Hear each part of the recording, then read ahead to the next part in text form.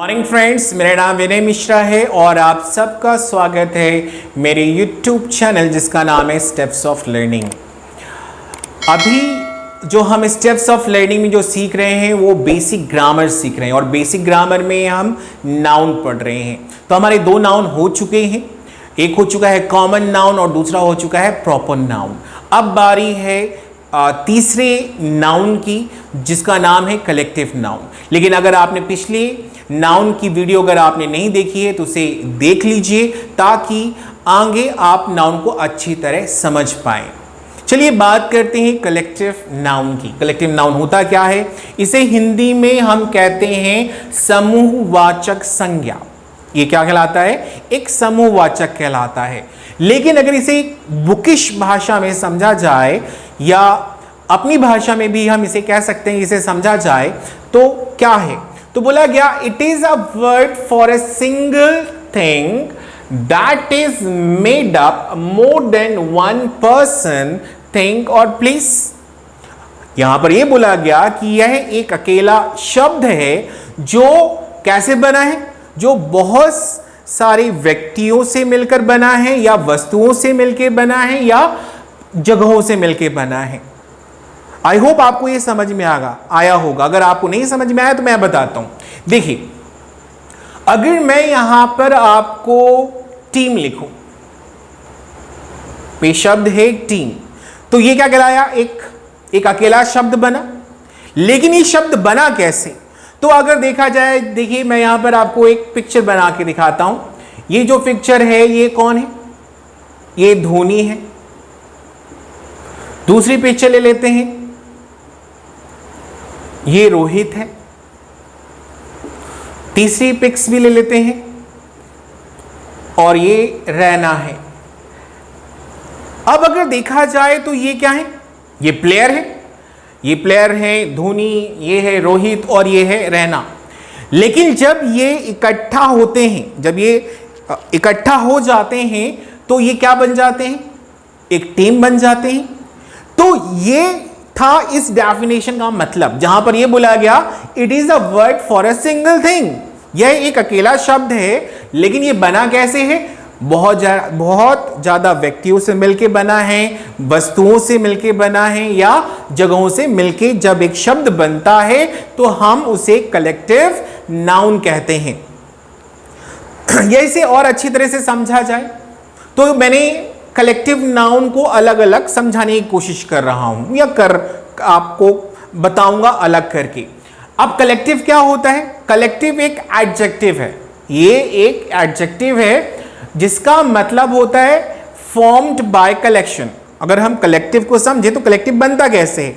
ये कलेक्शन से बनता है। मतलब बहुत सारी चीजें आप इकट्ठा कर लो तो हम उसे क्या बोलेंगे? कलेक्टिव कहते हैं, है ना? या डिनोटिंग अ कलेक्शन, या ये क्या दर्शाता है? एक कलेक्शन या समूह दर्शाता है। अब ये समूह किसका हो सकता है? व्यक्ति का हो सकता है। जैसे यहां पर लिखा गया है नाउन, तो नाउन मतलब समूह किसका हो सकता है? व्यक्ति का हो सकता है, वस्तु का हो सकता है, एनिमल्स का हो सकता है, टाइटल्स का हो सकता है, प्लेसेस का हो सकता है ना? तो अगर देखा जाए तो कलेक्टिव का मतलब क्या रहा? कलेक्शन, समूह रहा। आई होप आपको यहां तक समझ में आया होगा। अगर कुछ एग्जाम्पल यहां पर समझा जाए तो मैंने यहां पर बोला बंडल ऑफ स्टिक्स। अब यहां पर कलेक्टिव नाउन कौन है? अगर हम कलेक्टिव नाउन की बात करें तो कलेक्टिव नाउन जो बनेगा वो क्या बनेगा? बंडल बनेगा। लेकिन ये किससे बना है? जैसे मैंने कहा था ये एक सिंगल वर्ड है जो बहुत सारी वस्तुओं से, व्यक्तियों से बनता है। तो ये यहां पर वस्तु बनी है। कौन है? स्टिक्स। बहुत सारी लकड़ियां जब इकट्ठा हो जाती हैं तो हम उसे क्या बोलते हैं? हम उसे समूहवाचक कहते हैं या उसे कलेक्टिव नाउन कहते हैं, जिसे बंडल बोला जाता है। दूसरा एग्जांपल यहां पर समझा जाए, क्राउड। यहां पर क्राउड ऑफ पीपल, तो इसमें कलेक्टिव कौन था? इसमें कलेक्टिव था क्राउड। लेकिन ये बना कैसे? जब लोग इकट्ठा होते हैं, एक एक करके जब लोग इकट्ठा हो जाते हैं तो उसी समूह को हम क्या बोलते हैं? क्राउड बोलते हैं। तो क्राउड क्या रहा? एक कलेक्टिव नाउन है। अगर देखा जाए फ्लाइट, फ्लाइट ऑफ बर्ड्स में फ्लाइट क्या है, एक कलेक्टिव नाउन है, लेकिन ये बना कैसे, बहुत सारे पक्षी जब इकट्ठा हो जाते हैं तो उसे फ्लाइट बोलते हैं।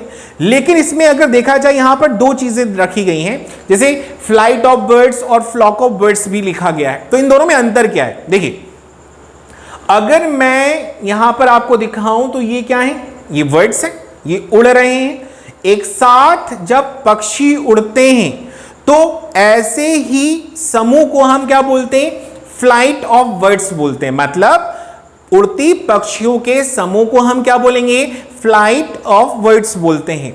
लेकिन मान लीजिए ये एक पेड़ है और उस पेड़ में कौन बैठा हुआ है, उस पेड़ पे अगर पक्षी बैठे हुए हैं, इकट्ठा बैठे हुए हैं, तो हम उसे क्या बोलते हैं, उसे हम बोलते हैं flock of birds.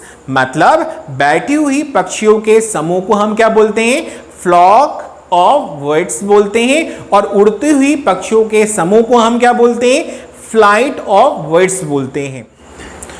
I hope आपको कलेक्टिव नाउन की परिभाषा और इसके एग्जाम्पल समझ में आए होंगे। चलिए अब बात करते हैं इसकी विशेषता की।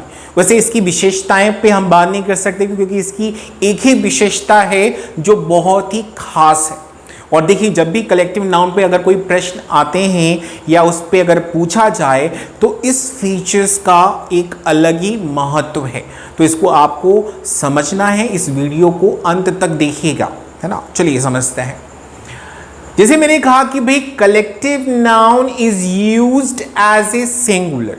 देखिए जितने भी कलेक्टिव नाउन होते हैं या कलेक्टिव नाउन जो होता है वो एक वचन के रूप में ही इस्तेमाल होता है।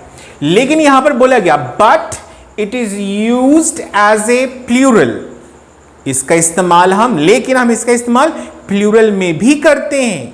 लेकिन अब कब करते हैं ये हमें पता होना चाहिए। तो यहां पर बोला गया व्हेन डिफरेंसेस आर इंडिकेटेड।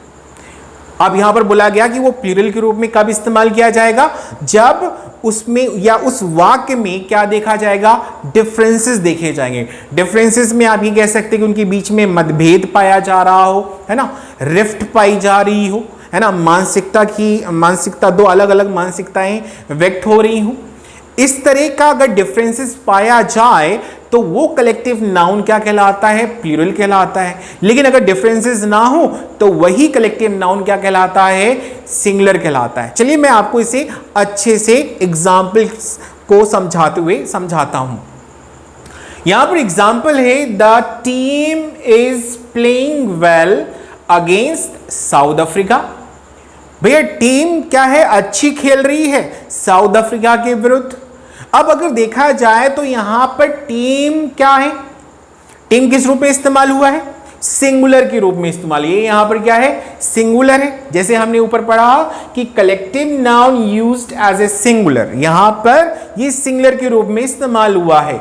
और सिंगुलर आप कैसे, इसके लिए हेल्पिंग वर्ब भी क्या लगी है, सिंगुलर लगी है। लेकिन क्या बोला गया, but it is used as a plural when differences are indicated. यहां पर यह बोला गया कि अगर वाक्य में डिफरेंसेस देखे जाते हैं तो वो जो कलेक्टिव नाउन है वो प्लूरल कहलाता है। अब एग्जांपल समझिए, the team are divided into 2 groups. यहां पर यह बोला जा रहा है कि जो टीम है वो 2 समूह में बंट गई है। अब टीम में क्या हो गया, टीम में क्या पाया जा रहा है, मतभेद पाया जा रहा है, रिफ्ट पाई जा रही है। जब रिफ्ट पाई जाए तो वही कलेक्टिव नाउन जो है वो किस रूप में जाना जाता है, वो एक प्लूरल बन जाता है। लेकिन अगर डिफरेंसेस ना हो तो वो क्या कहलाता है, वो एक सिंगुलर कहलाता है। आई होप आपको कलेक्टिव नाउन समझ में आया होगा और उसकी विशेषता भी समझ में आई होगी। अगर अभी तक आपने मेरे YouTube चैनल को सब्सक्राइब नहीं किया है तो कर लीजिए और बेल आइकन को ऑन जरूर रखिएगा ताकि मेरे लेटेस्ट वीडियो की नोटिफिकेशन मिलती रहे। और ये सेशन, ये बेसिक ग्रामर का पार्ट आपको कैसा लगा कमेंट्स के द्वारा जरूर बताइएगा। चलिए तब तक के लिए हैव ए गुड डे।